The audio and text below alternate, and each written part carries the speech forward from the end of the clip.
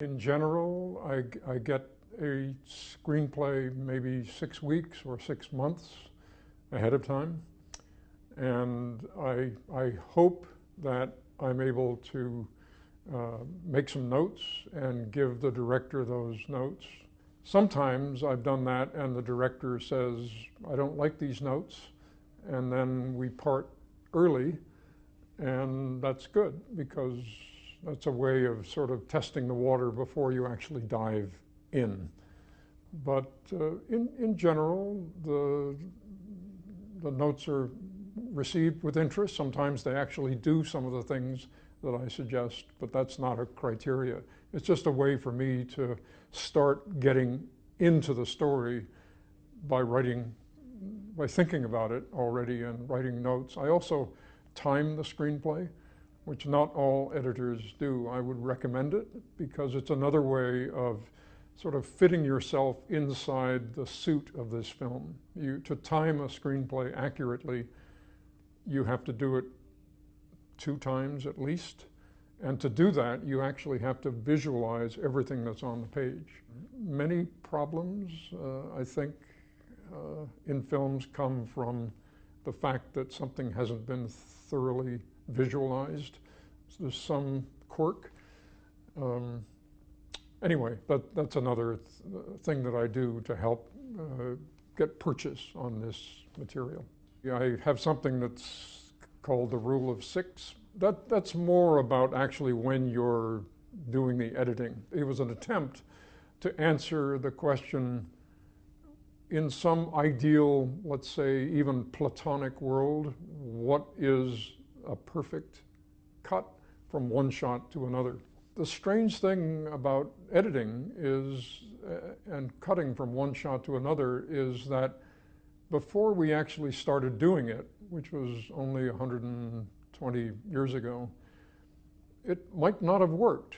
It's the idea of actually splicing 2 different shots together and having the audience accept that as a continuous reality is surprising. It's surprising that it works. So this was a hit list, really, of criteria. And the top criteria was emotion, which is very difficult to quantify or qualify even. How does this transition from one shot to another make you feel? You have to keep your fingers on that emotional pulse as an editor and not really ever let it go. Your grip sometimes loosens a little bit, but it's like riding a horse. You have to always hold the emotional reins in your hand. Sometimes you actually have to jerk it a little bit, but hopefully not too often. After that is story. Does it help tell the story? After that is rhythm, and you can think of shots cut together as a kind of rhythm track. The syncopation of the cut, which is a big shift. I mean, a cut, lots of things change at that point. And that rhythm has to integrate itself within the rhythm of the actors and the rhythm of the camera work and other things that are determining the rhythm of the shot. And then there are 3 slightly less significant things, which you have to have a good sense of where the audience is looking in the frame, because they're not looking at the whole frame all the time. They're choosing to look at areas. And that determines how good a cut is. And then the so-called 180-degree rule. Does it look like 2 people are talking to each other? When do you violate that? When do you say, I don't care? I'm working on a documentary at the moment, and documentaries for the most part let go of that. The least significant, you can tell I'm going kind of down in significance. The last thing is what you might call 3-dimensional continuity, which is, did that person get up from the chair and walk across the room in a convincing way, or was it confusing where they are? In the early days of film, they paid a lot of attention to that, and you can look at film stylistically over the 20th century, and you can see that we've let that wander. Well, we were all film students Francis actually was at UCLA, and he was 4 years older, so I think he'd already graduated by the time I was in film school. George Lucas was also going to USC, as I was, and it was hopeless to think that we could work in Hollywood. And we were told this over and over by the teachers. In fact, the first thing that the teacher said on the very first minute of the first day was, you can still get your money back. You can get out now and go do something that will earn you a living because there's no jobs for you. 1965, which is when this was and still is the low point of Hollywood production. Fewer films were made then than ever since. And the teachers, who were all 20 years older than us, saw this slope clearly, and they thought it was just going to keep going. And so they sort of pitied us. Why are you doing this? When Francis and George and I started American Zoetrope up in San Francisco, the mood was, let's get out of this Hollywood thing and make films the way we made student films. We'll just make them bigger. That was the dream.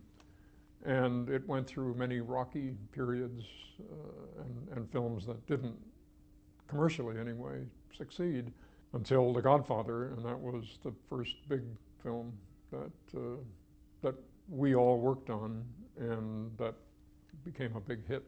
Godfather was the first time that I'd ever worked in Hollywood, in the bowels of the machine, so to speak. And I took chances and discovered that, in fact, even though it's this big machine, you can actually do these tricky things.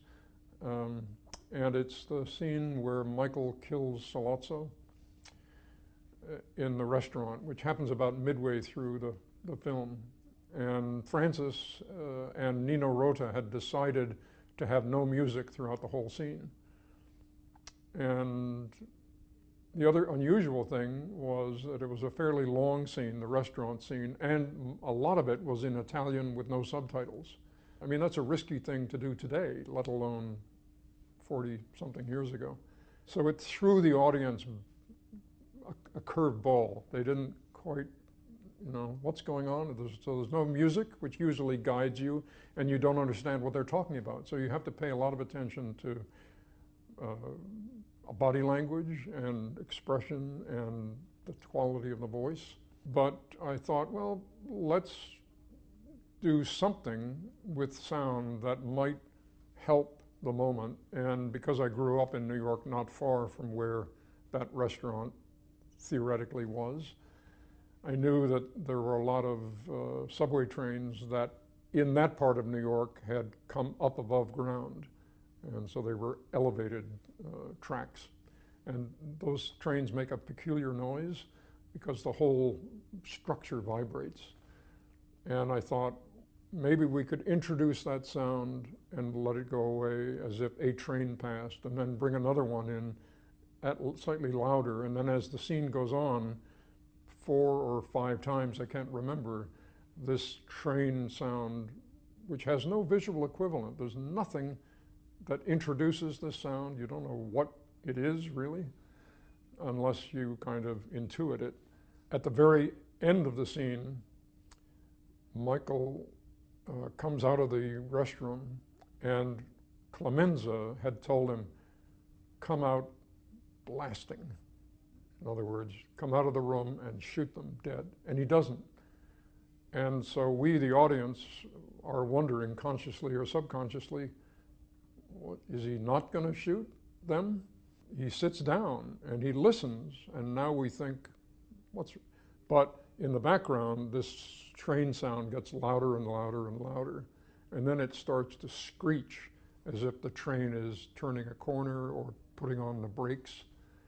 And as it gets louder, we're moving closer and closer to Michael's face, and Al Pacino is doing a really interesting thing with his eyes, kind of looking around. And then suddenly he stands up, pulls out the gun, and shoots Sollozzo, and the sound stops. which means it wasn't a real sound. A real sound wouldn't have stopped like that. So the sound of the bullet kills the screeching sound. And some audiences are not even aware that there is that sound. They interpret the sound as we're listening to the neurons in Michael's brain because he's making this incredible life-changing decision, not only to kill two people, but to kill the dream that he expressed at the beginning of the film, which is he's not going to be part of this family. It's adventuresome, particularly for the time, because there's nothing visually that corresponds to it, except the interior state of the actor, the character. And that was a lesson to me that even on a big Hollywood film where you think everything is just sort of by the book, that you can throw these curves into the soundtrack and actually enhance the film as a result. I was mainly influenced by the films that were being made in Europe and Japan and India. Kurosawa, Satyajit Ray, Bergman, Fellini, Godard. This is all the 1960s. And they sort of charged me up. And that was not only my, but our goal. I would say the same for George Lucas and Francis Coppola. We were all driven to make films, not so much by American films, but by world cinema. If you had drilled into our minds and said, what do you really want to do? It would be to make films in the United States, but to bring world cinema in as an influence. I love to collaborate, and I've worked on a number of films where I am one of 3 editors or one of 2 editors. One of the real advantages of digital filmmaking is this enhancement of the collaborative back and forth. You could do it in the old days. If there were mistakes, then it was hard to sort of pull back. You'd had to reconstitute the film, and there were these splices in there, and the expense of reprinting the films was considerable. And it did happen, but the tendency was not to happen. But with digital stuff, there's no reason not to do it. The situation is so different today. A machine that could edit film in Hollywood back then, the Moviola, cost the equivalent of $42,000 today. Whereas today, you can everyone has a laptop or something, or even an iPhone, and you can get editing programs for free, and you can download stuff for free. The upside of what people have today is easy, free access to incredible tools that we just didn't have. The downside is that everybody has access to, so the amount of competition and how to make yourself heard in the noise of the culture today that's problematic. But you can do something great and put it on YouTube and get 5 million hits, and there you go. Something will happen.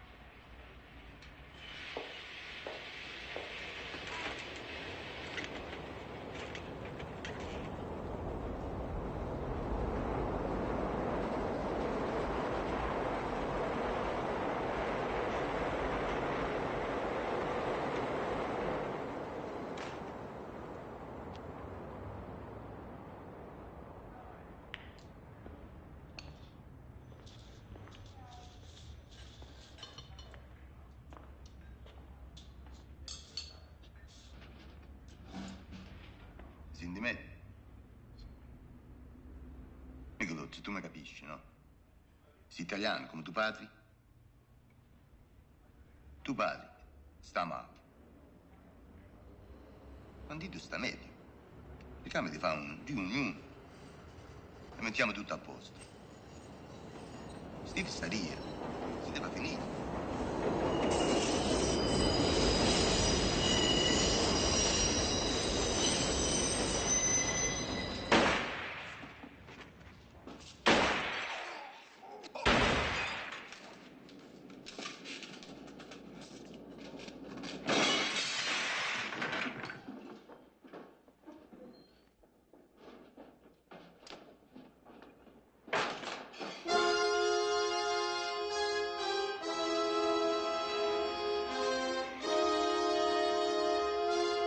I'm using Premiere. It was my decision.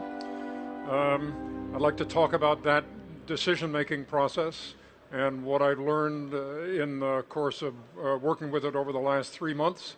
I'm still a learner. There are still wonderful things and emerging out of it. I've discovered a few bugs and what I call bugettes, which are little things that could be better. So I'll talk about that as well. But before I do, I just wanted to make a general observation about the process of editing.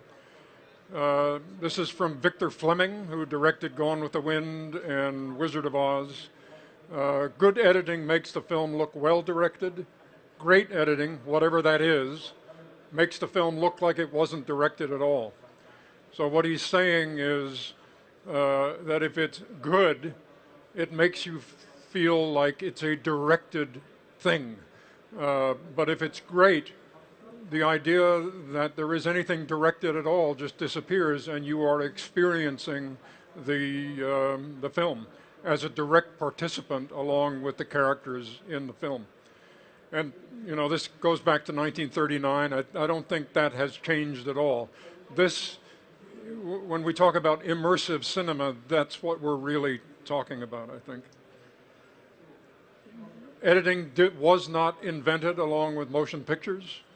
There was the idea of motion pictures was invented in 1892, and it was a number of years before somebody had the idea of putting these images together to tell a coherent story. I like the word montage. We don't use it in English, but it's a Romance language. If we were talking in French now or Italian, Spanish, we would talk about montaggio or montage because it's about building something. That's what that word means. When you put something together, you are mounting it, montaging it, and that's at least 80% of what we do. Yes, we do editing, meaning we take what we put together and we recombine it, but really what we do is we put things together. This is me back in 1978, I think, during the editing of Apocalypse Now. So I was looking for what was known as a smitchy, like a 1 or 2 frame clip buried at the bottom of a bin. You can see in the background all of those boxes of film.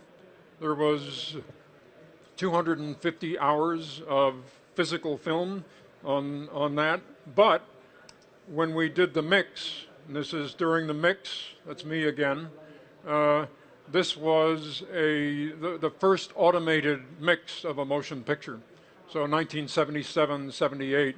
So computers were beginning to creep in. There are lots of funny stories about how we confronted what is automation and how do we deal with it on a film. But of course, we were dealing with physical reels of film as well. So the automation was simply driving the levels of the faders that you see in front of me. Time marches on, and this is me, 2009, working with an Icon board, Pro Tools mixing board. Many things have changed, many things are exactly the same. What's profoundly different is the physicality of what we do. There was a general rule with film in 35 millimeter that a minute of picture and sound weighed a pound, so roughly half a kilo. So Apocalypse Now, with 14,160 minutes, was 7 tons of work print. You can imagine that. Particle Fever, the documentary I edited 2 years ago, had 32,000 minutes, 500 hours of material, which would have been 16 tons of work print. It simply would have been impossible to make that film in the time we did, with the budget we did, with just one editor. On Apocalypse Now, there were 3 or 4 editors working simultaneously.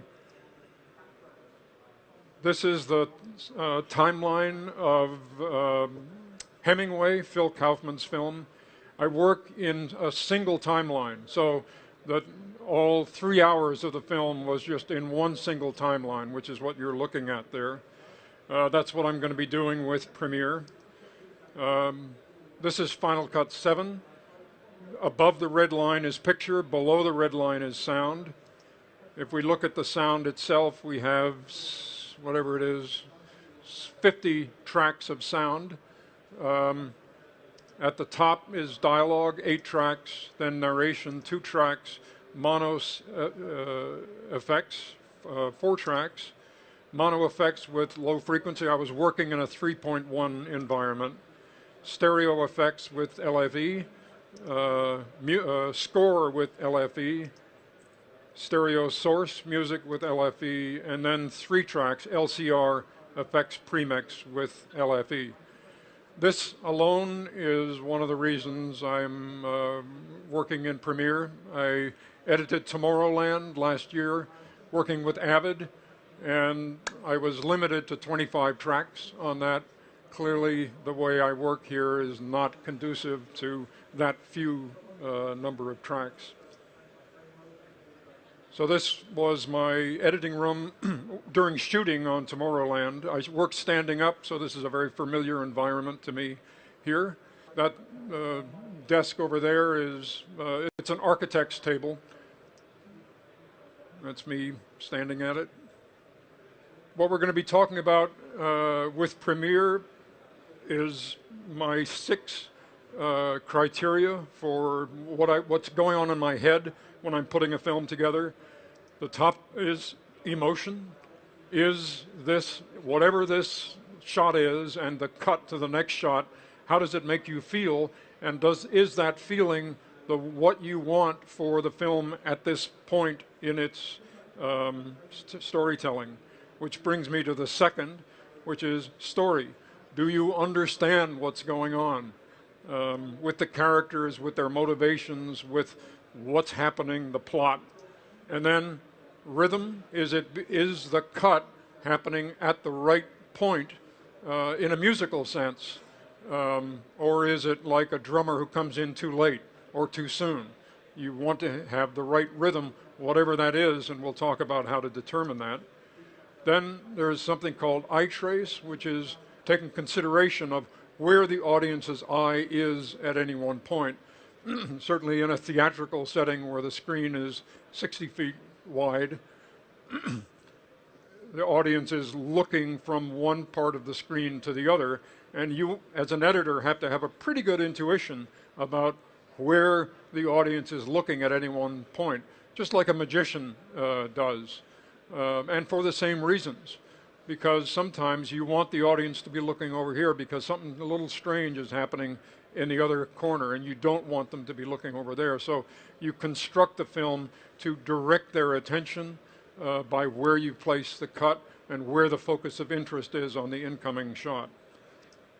Then there's the 180-degree rule, what you could call the 2D plane of the screen, because we're dealing most of the time with a 3-dimensional world. But we're representing it in 2 dimensions. I'm not talking about 3D film here. And there are certain things of logic that go along with that, which you have to take into consideration.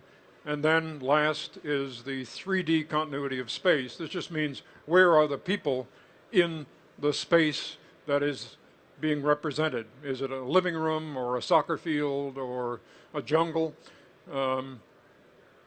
These are in order of priority. So the least important of these is the last one, the 3D continuity of space. It would be nice, all things considered, if you can get all 6 of these things, but most of the time we can't. So my advice is start chipping away at this from the bottom. That if you're looking at an edit and you can't make it work, try making it work without 3D continuity. If you can't make that work, try getting rid of the 180-degree rule. If you can't make that work, get rid of eye trace. Abuse the audience a little bit. If you can't get it the right rhythm, but you still have the emotion, get rid of the rhythm. And last and very most difficult is if you find something that is telling the right emotion and it's momentarily confusing, then do that. Because what we're dealing with is emotion. Oops, well, you get the idea. Pictures. I'm a learner on Premiere. Those of you who are in England know the red L, which means somebody's learning how to drive. So I have this red L on my editing desk. This is my setup in London because I'm still learning. So be gentle with me here. I'm going to try to put something together for you and kind of talk my way through it. I'm making a film, or I'm editing a film on the CIA operation in 1953 that deposed the democratic government of Iran, erased it, and installed the dictatorship of the Shah. This was called Operation Ajax. And it was the first time the United States has interfered so directly in the government of another country. The reason they did it is that the Prime Minister of Iran and the people of Iran had nationalized the oil in Iran, and that was not good. It's arguably the beginning of much of the troubles in that part of the world. But we're dealing with a lot of period archival material as well as interviews with people who are still alive who were in that event. So what I'm going to work with here is an interesting piece of film. It's a newsreel. It's dailies from a newsreel shot in 1951 of Averell Harriman, who was the Truman's man on the ground in Europe for the Marshall Plan. So he was dispensing the money and the raw materials to Europe after the war. It was covered in 2 cameras. Harriman lands, and he gets out. He shakes the hand of the ambassador to England, Mr. Douglas. This is all the B camera stuff. And then he gets interviewed and there's the camera, the sound camera that's taking all of this. That's another view of the sound camera, another view, and then panning over to the interview itself. And then the 2 men, Harriman and the ambassador, walking off at the end. Here's the A camera coverage, the plane landing, wide shot of Harriman coming down. And this camera has multiple lenses. I think it had 3 lenses on it. So you see them changing lenses from time to time. And that's the guy on the right is the interviewer. Harriman's in the middle. Mr. Douglas is on the left. Something strange happens here. Harriman gets asked a question.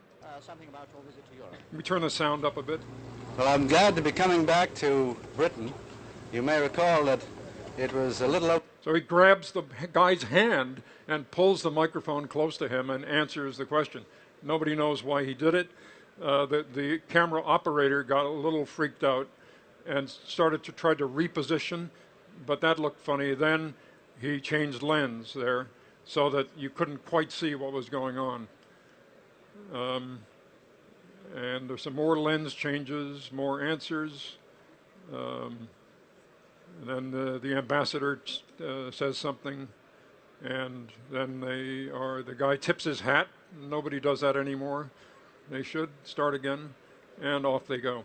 So what I'm going to do is, there's a couple of ways to do this in Premiere, and if I was editing by myself, I would probably go to, let's see, there's the B camera bin, and I would look at the bin, all of these things, watching the stuff, and I would make rough selections of each of them.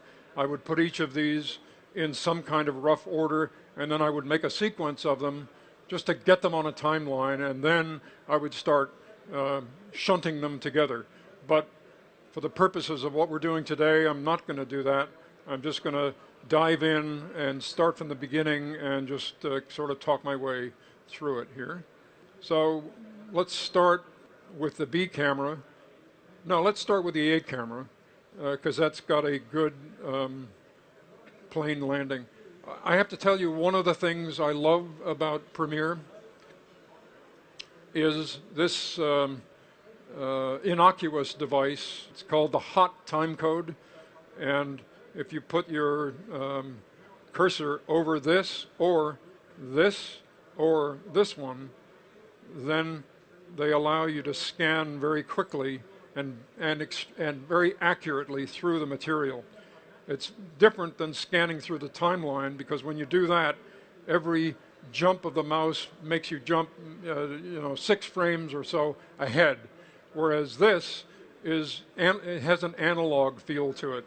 I didn't have this on the Avid, so I had to scan last year, and it got me jittery. So I was very happy to discover this. This alone would be a reason for me to use Premiere. We'll scan through this, and okay, so let's make an in here.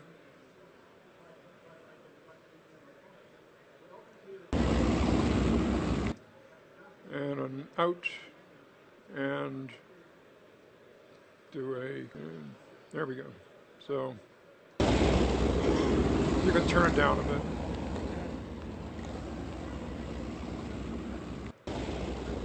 All right, so that's pretty good, and actually the out point is pretty good. What I'm looking at is this guy here with the paddles, and there's a nice rhythm thing that he does. 1 and 2 and cut. So it's sort of like a ballet move. So let's go a little closer to the plane. To do that, we have to go to the B camera. There it is, and it exits, which is nice. Let's start here. And just let's not use the moving camera part, but here, and take it up to somewhere here, and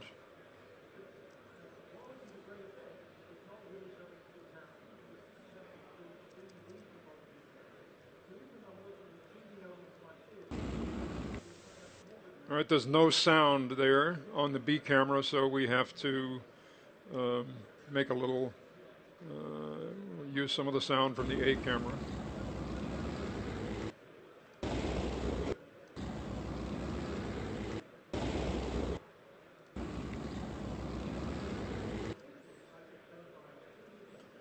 Okay, I'm going to add a little bit to the head of this and see if that's good. I'm going to shift cut, rather get here and cut, shift. I'm cutting through both. I'm going to, there we go. Go to the trim window. Another reason for embracing Premiere for me is the tight level of cooperation between the programmers, the engineers, marketing, and filmmakers. I was just in London yesterday morning having breakfast with Joel Cohen, who is just finishing up a film that he shot with George Clooney called Hail Caesar, and he's using Premiere, and so we were comparing notes. And he made a number of suggestions to Adobe about things that he would like to see, and they implemented these suggestions in a matter of months, which is a remarkable turn of events when I compare that, my experience with working with Avid or with Final Cut, where either there were no meetings, which was the situation with Avid, or we would have meetings, but it might be a year or two before something, one of our ideas got in.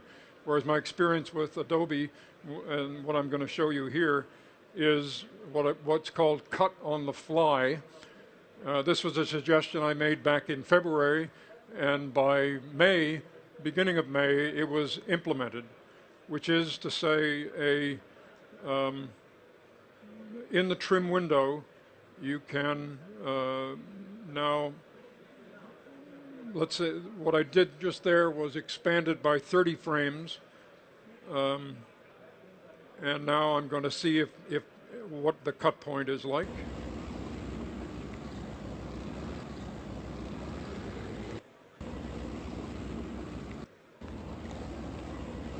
So what I did just then, you can see here it says +1. So I hit the cut point that I had previously, but I added 1 frame to it. And that's just by looking at the image and feeling where is that guy with the paddle and where is the cut point. The important thing about this, for me, many people work differently obviously, is that this gives a very quick feedback to learn the rhythmic signature of the film you're working on. And every film is different, depending on the style of the acting, the script, the camera work. What you have to do as an editor is pick up the rhythmic cues from all of these different sources and integrate those rhythms into your cutting and extend those rhythms into areas where there are no rhythmic cues. A character sits down and looks out to sea, and then we cut to what he's seeing. It's just the sea horizon. How long do you hold that shot? You have to have an internal idea of the rhythm of the film to know how much of that shot is too long. Is that shot on too long or too little? There's nothing looking at it.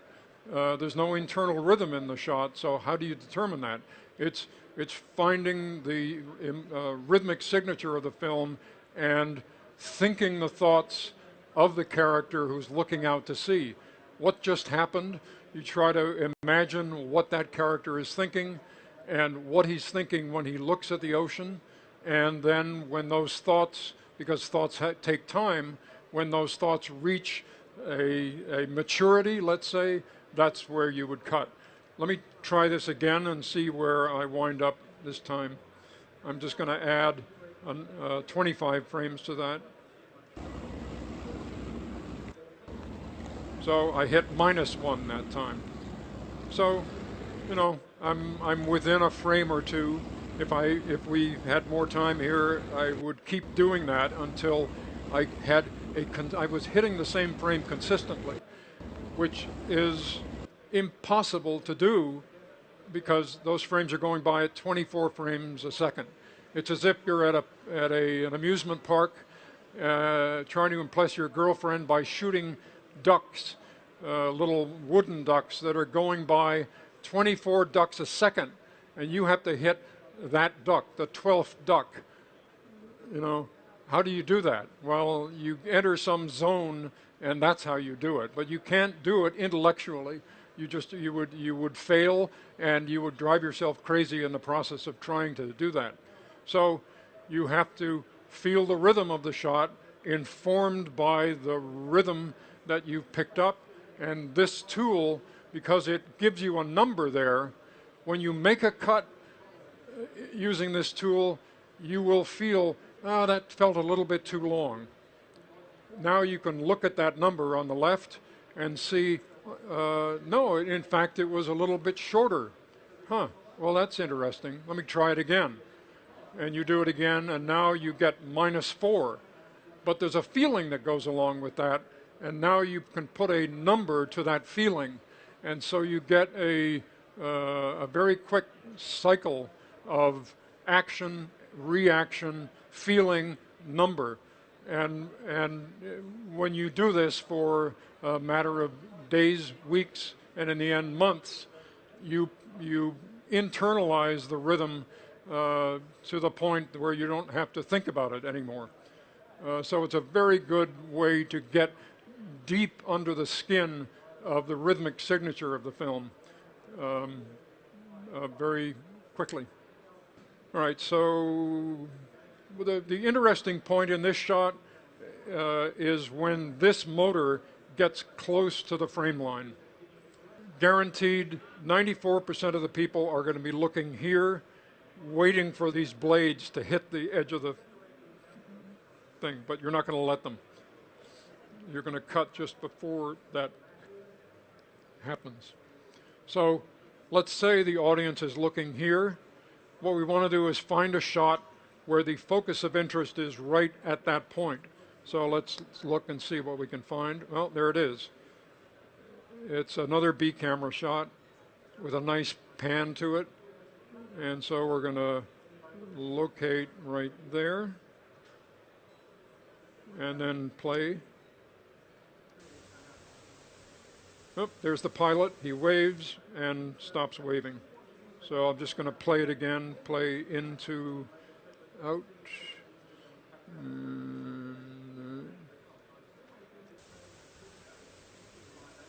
Wave, wave, cut. All right, so let's bring that over.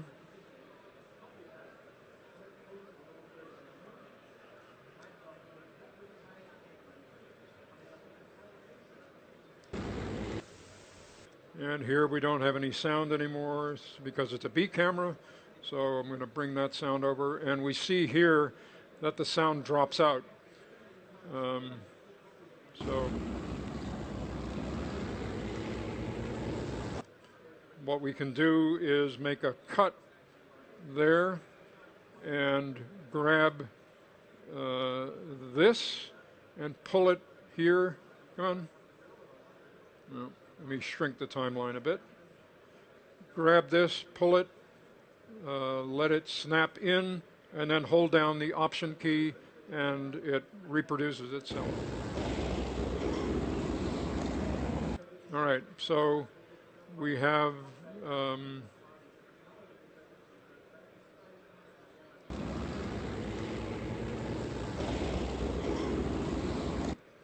and this is a good example of the thing I was showing you with the 2D plane of the screen and the eye trace. In this case, eye trace, which is number 4, I think, wins out over number 5, which is the 2D plane, because here we've crossed the 180 degree. The plane is going in the opposite direction. But we have a focus of interest here, and at the cut point, we have another big focus of interest right there, and then the pan takes us over to the pilot. So we're interested in that transition, even though there's a 180 degree flip. This is my thinking. So now what? Well, the next thing is, here comes Harriman. And they started turning. They didn't get the door opening, but here he comes. We're going to do an in there. 1, 2, 3, 4. And another one of the rhythm things I do is in dealing with footsteps. When somebody's walking, where do you cut? I take my cue from what happens with conductors. If you watch a conductor with their stick, they will, at the beginning of a piece of music, they will go like that. And the music does not start when they hit, it starts on when they lift the baton. So think of the foot as a kind of baton that down, up, down, up. So down, up, the conductor. So unless I want to emphasize the footstep, in which case I will cut on the down. If somebody is mad and they stomp, then a good place to cut is on the beat, not on the upbeat. But that isn't the case here. It's just a guy, a distinguished ambassador leaving a plane. So as I watch him coming out of the plane, step, step, step, step, step, cut. So the cut happens after the step in the transition to the next thing. If you watch somebody's head as they walk, it's where their head is at the apex before they take the next step. So even if you can't see their feet, you can tell what's happening with their feet by watching somebody's head. So, and for me, again, this is just the most fluid and, in a very good sense, innocuous place to cut. You're not drawing attention to it, and it has a lovely flow to it, a musical flow because of this same thing with the baton. So now it would be nice to cut this in, so we'll do that.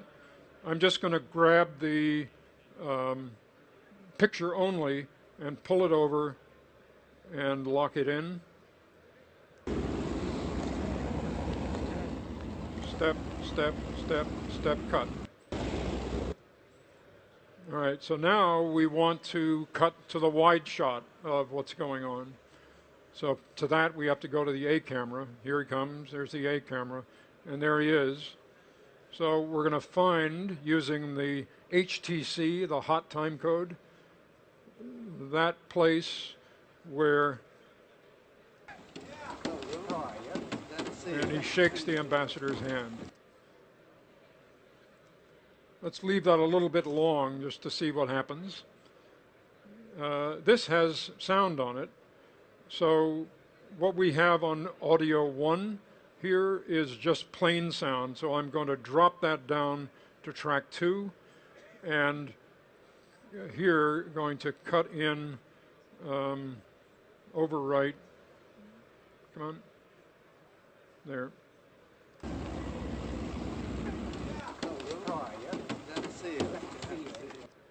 All right, I'm going to tail this out. That's nice.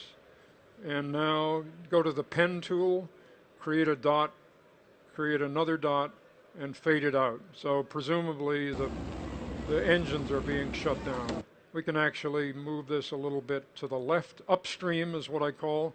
You can get into big discussions with earlier, later. What does that mean? My handy way of referring to a timeline in discussions with directors is upstream and downstream. Upstream meaning earlier in the film, downstream meaning later in the film. So I moved the fade point upstream here. Let's hear what happens.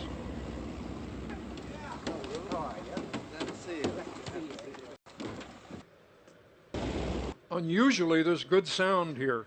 You can hear Lou, he says. Lewis is the guy, Lewis Douglas. Lou, good to see you, he says.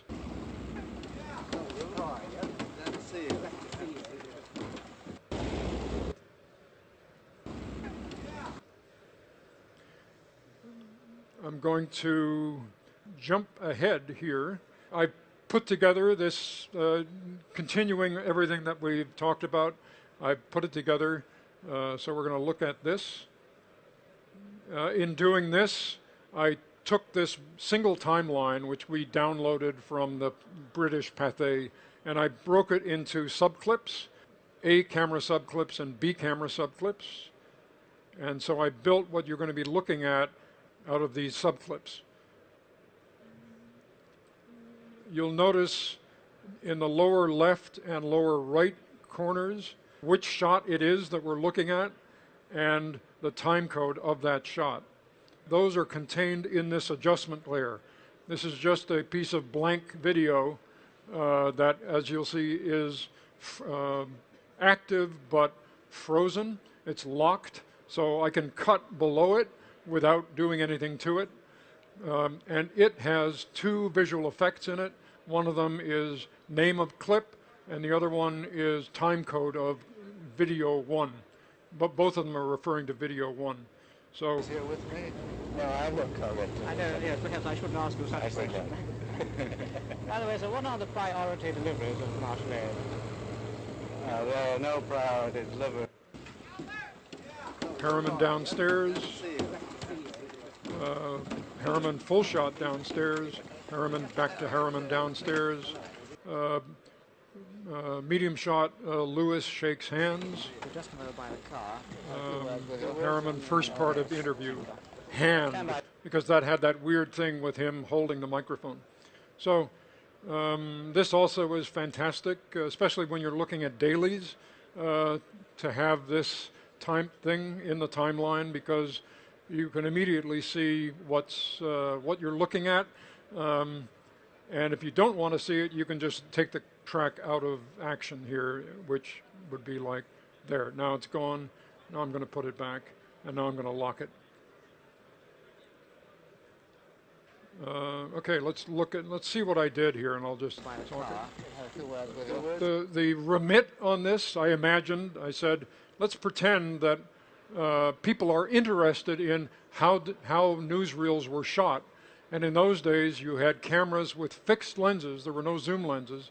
And so to get a different lens, wide, medium, telephoto, you had to physically change the camera lens.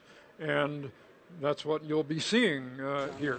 Yes, thank you. Stand by, John. And you'll hear the guy here. Can you turn the sound up just a little bit here? This guy is he's the interviewer. He'll say, Yes, thank you. Stand by, John. Stand by, John. John changes lenses. All right. Just you stand back a You little better bit. get away so that the No, that's all right, sir. They won't come up. And you stand here. That guy on the left is asking Harriman, give me your coat. And the interviewer is telling people where to stand. Your Excellency, will you tell us something about your... Here I had to jump because they stopped the camera here. So I thought, well, let's show, since we're showing lens changes, let's also look at the camera. And the B camera had this shot. Tell us I pre-lapped the sound of the incoming question over this shot. something about your visit to Europe. Now I'm here to work on the economic side, and I'm going to concentrate on that side. What are the You can priorities? ask Mr. Douglas, who is here with me. No, I will call it. I know, yes, perhaps I shouldn't ask you such a question. Turn it down a bit. This is interesting. You know, would you hear that today? Perhaps I shouldn't ask you such questions. You know, that's the interviewer saying to the ambassador. I shouldn't ask you such a question. By the way, so what are the priority deliveries of martial aid? There are no priority deliveries per se.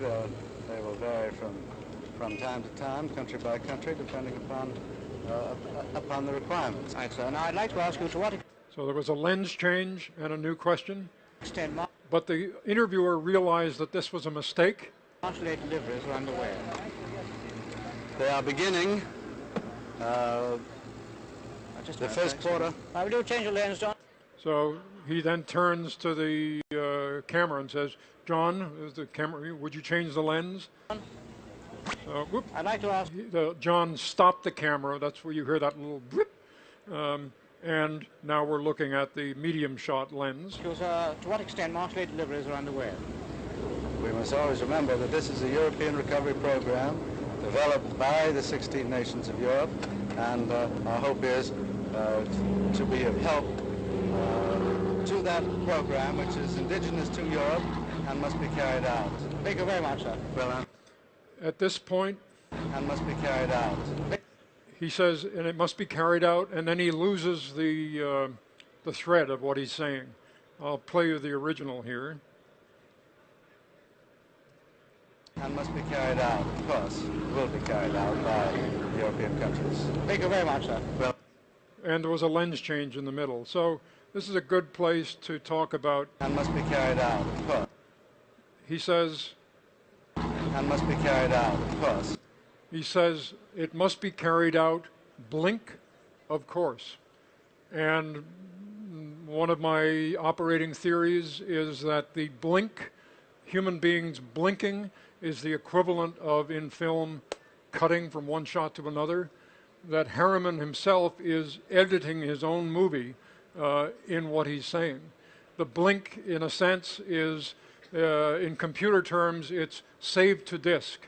That he's reached a point where he kind of hesitates and his brain takes that opportunity to save what he just said to disk. The blink either helps that to happen or it is the involuntary reflex of the fact that this is happening. The point being that it's a very good place to cut, not on the blink, but just prior to the blink, a frame before the blink, is a good place to make a cut that will feel natural because that's how it felt to him. Let's see what we can do here.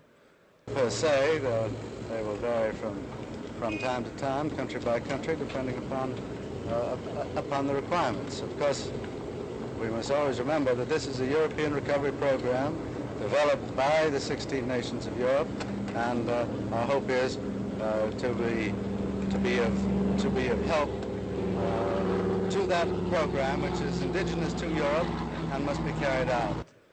So I just hit stop. I hit it with him at the moment of his blink. Let me see if I can do it again. I'm going to call up the window here, timecode window of this shot. So let's rewind a bit. Which is indigenous to Europe and must be carried out. So I was a little late there, and this is 16. The blink actually happens at 14. 13, his eyes are open. 14, they're closed. So let's see. To that program, which is indigenous to Europe and must be carried out. So I hit it, 14. And that I can do that repeatedly. Let me try it again, see if I can do it again. Europe and must be carried out. Yep, I hit it again. So that's feeling what is going on. And that would be a good place, in fact, is where I cut to the incoming shot, which is him pulling his hands out of his pockets. When you cut, I'm allergic, I can describe it in no other terms, to matching on action, which is a classic Hollywood way. Somebody starts an action in one shot and you continue that action in the next shot. I do that, but I do it under advisement, as they say. Under most circumstances, I would prefer not to do it. It's great in very violent action scenes, and in certain situations it's good, but I would rather not do it. So he reaches the end of a thought, blink. That's what the blink is. I've reached the end of a thought, and that's a good place to cut. Now what do we cut to? The initiation of a new action. So he's going to pull his hands out of his pockets. I'm not going to, not even that I could with this material, but I'm not going to wait until he starts to pull his hands out and cut in the middle of that to continuing it. So let's look at what I did when I put this together. Indigenous to Europe and must be carried out. Thank you very much, sir. Well, I'm very grateful to you. see you. Goodbye. I think you've got to go over here now, just here on the cross. All right. Just do stand back a You little better bit. get away so that the words on the... And that's it. There's much more to say. Let me just, if I have 2 minutes, talk about one other thing, which is the idea of shooting, of editing an entire feature film in a single timeline, which I've been doing since 2006. So everything I've worked on, I've cut in a single timeline. At a certain point, yes, because you're collaborating with other people, you have to break it into 20-minute reels, chunks, so that you can be working on something and somebody else can take that and do, visual effects editing can take it and do stuff to it while you're busy working on reel 4. They can be cutting reel 5. But in sitting with a director, it's great to be able to just sweep using the HTC, the hot time code, from one end of a 2-hour film or a 3-hour film to the other end of it using this very rapid thing. It's sort of like skating across a huge expanse of ice. And you can borrow things from various places in the film. You don't have to remember, was that in reel 4 or 5 or 6? So one of the things that I do to make that happen is I will work putting the film together in scenes, and then we will join all the scenes together into the first assembly, which let's say is 2.5 hours long. At that point, I will make a QuickTime of that entire 2 hours, and I'm going to do that now with this thing. It will only take a few seconds. So I'm going to export media. I'm going to export video only. I'm going to import it into the project, and I'm going to name it something. I'm going to name it Full Harriman QT. So here we go. Save, and now export. Okay, it's done. Let's check the bin. So we're looking for, there it is, Full Harriman QT. I'm going to zoom to the whole sequence there, so we're looking at the whole sequence. I'm going to take the QuickTime and bring it in and put it on top. So there it is. Because all editing systems work from the top down, meaning what's on the top layer? If the top layer has maximum opacity, it doesn't look for anything below that. So the advantage of this for a 2-hour film is that the hard drive is looking only in one place. As you scan back and forth, it's not going, where is that shot? It's not doing this very complicated search and find. It's only going to one place, which enables you to have a very slick 2-hour timeline. When you're editing, what happens? Well, this is another advantage of this system. If I wanted to refine, let's say I wanted to get rid of this lens change, which is something I've added. Well, I get rid of it here, but it's still there because it's in the QuickTime. So what do? Well, what I do is razor blade, and then select red trim. I peel it back. My nickname for this layer is the skin. So I've added a skin covering all of the internal organs, editorially, so to speak, of the timeline. And just like our skin, it functions, it holds things together, it protects them. You don't want to walk around with your liver and stomach and everything exposed. You want a nice tight skin. But in this case, like a surgeon, I've opened up the skin and exposed the internal organs in this one place, so that now when we play it, it's going to play the skin and then at this point drop out and look down and see this cut. And our hope is to be of help. And now it's back on the skin again. The advantage of this is that it's a visual representation of where you have made changes since the last time you made a QuickTime. My turnaround is about a week. Generally, I make a version of the film, show it to the director, we make a QuickTime, that's what I show to the director, and then we start to work at it. And inevitably, there are sections where we make no changes, and in that case, the skin is intact. But the director says, I'm not happy with this transition from the baseball diamond to the football field. Okay, we open up the skin, go in, make changes, and then like a surgeon, close the skin as much as we can over where we were. But now there's a little notch, and over the course of editing over the next week, you get more and more notches, but the notches tell you viscerally, you don't have to ask a question, this is where we've made changes. And then at a certain point, let's say at the end of the week, okay, let's start all over again. You can offload that QuickTime to someone else just to store it, because it's a QuickTime record of what the cut was at, on Friday the 14th in May. So that's what I would have. That's what I have to say about this. It's been a pleasure talking to you all. Thank you very much for your patience.